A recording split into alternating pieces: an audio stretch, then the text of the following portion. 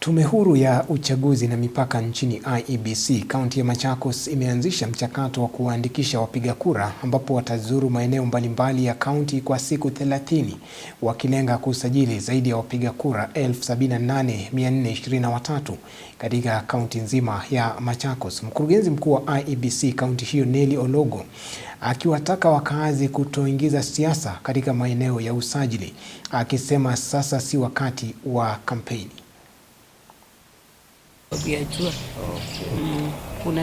Kuna uandikishaji wa wapiga kura ambao unaendelea kwa siku 30 katika kila ward ya kaunti hii.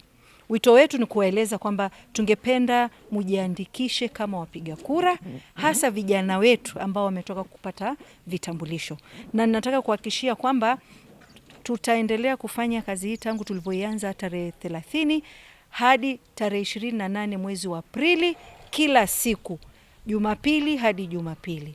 Hata twendi Pasaka tuko hapa ili kuwahudumia. Wito tuende kule kwenye vituo, tujisajili na tuwe watu wenye amani.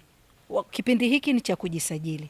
Wakati wa campaign na kura ukifika, tutachangamkia. Kwa hivyo tunawakaribisha na tunaomba kwamba mujiandikishe, hasa sehemu zile ambazo hatujapata watu wengi, upande ule wa Mwala, Masinga. Yetu ni 78,453 people that we want to bring in to the voter register.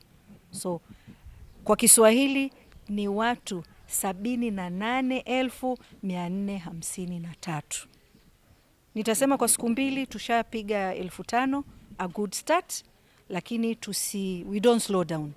Tafadhali tuende kwa vituo na tujiandikishe. Kama nilivyoahidi, tulianza tarehe 30 ya mwezi wa 3, tutaenda kwa mfululizo hadi tarehe 28 mwezi wa Aprili. Hatuna wikendi, hatuna siku ya holiday.